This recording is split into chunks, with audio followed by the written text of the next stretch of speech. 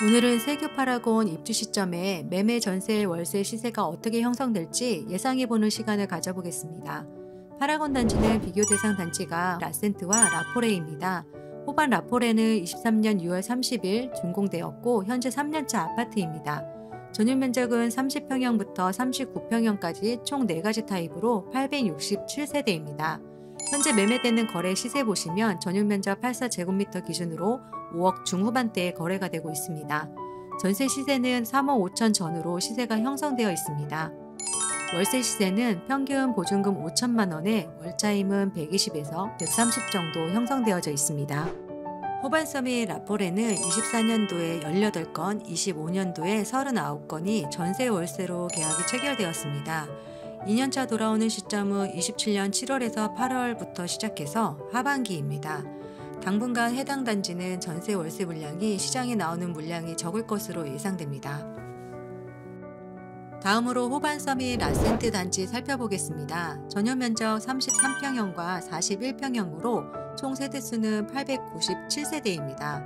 해당 단지는 분양가 상한주택으로 분양한 단지로서 실거주 의무가 있는 단지였습니다.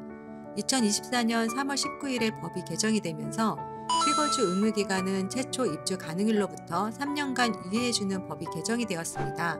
이후 24년 4월부터 10월까지 전세 월세 거래 건수가 총 75건이었습니다. 그중 전세가 46건, 월세가 29건이 거래가 되었고 4월부터 7월까지 거래가 다수 이루어졌으며 2년차 돌아오는 시점은 26년 4월부터 7월 사이가 가장 많습니다.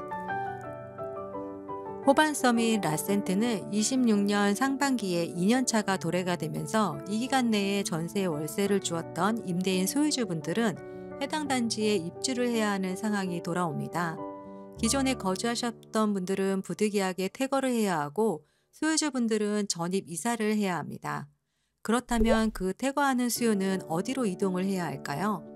저는 예상하건대 파라곤으로 이동이 많을 것으로 생각합니다. 만약 자녀가 새담 초등학교를 다니거나 유치원을 다니는 자녀를 두신 분들이라면 선택할 수 있는 단지가 파라곤입니다. 내 자녀가 집 앞에 있는 초등학교 유치원 다니다가 다른 곳으로 이사 갈 수는 없으니까요. 또한 친구들과의 교우관계도 있기 때문에 내 맘대로 이렇게 저렇게 할 수가 없습니다. 자녀의 의사를 존중해줘야 합니다. 파라곤 입주 시점에 부득이하게 입주를 못하는 소유주분들은 이러한 고민을 하고 계실 수 있습니다. 입주 시점에 전세금 받아서 잔금 치르고 소유권 이전하고 싶은데 가능할까? 물론 가능합니다. 하지만 이건 들어오는 임차인이 전세자금 대출을 받지 않고 전세 보증금을 내 돈으로 마련해서 들어와야 합니다. 그 수요가 현저하게 낮기 때문에 만약 전세금을 받아서 잔금을 치르고자 하시는 분들은 다른 물건들보다 좋은 조건을 제시하시면 순조롭게 거래가 이뤄질 것입니다. 또한 옵션 사항도 중요합니다. 특히 제가 제일 추천드리는 건 시스템 에어컨입니다. 이건 제가 지금까지 중개하면서 에어컨이 있고 없고에 따라서 전세 보증금의 가격이 달라지고 거래되는 시기도 훨씬 앞당겨질 수 있습니다. 파라곤 입주 시점에 감정가가 높게 나와 대출 가능 금액이 높게 책정이 된다면 우리는 여기서 생각을 해볼 수 있습니다. 집단담보대출을 받고 소유권 이전 등기를 한 이후 임차인과 전세 월세 계약을 체결할 경우 전세자금 대출이 가능합니다.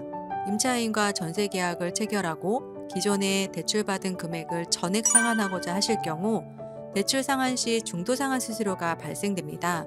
은행마다 다르겠지만 대출금의 30%는 실행한 이후 상환해도 중도상환 수수료가 없습니다. 대출금의 몇 프로까지 중도상환 수수료가 발생하지 않는지 대출 실행 시 약관을 잘 살펴보시길 바랍니다. 예를 들어 3억 원을 대출을 받은 이후 1년 이내에 전액 상환하게 되면 9천만 원에 대한 중도상환 수수료는 발생하지 않습니다. 2억 1천에 대한 중도상환 수수료가 발생합니다. 2025년 기준으로 중도상환 수수료율은 변동으로 1.2%, 집단 입주 잔금 대출인 경우 1%입니다. 1주택자이시면 DSR 한도 내에서 60%까지 대출이 가능합니다.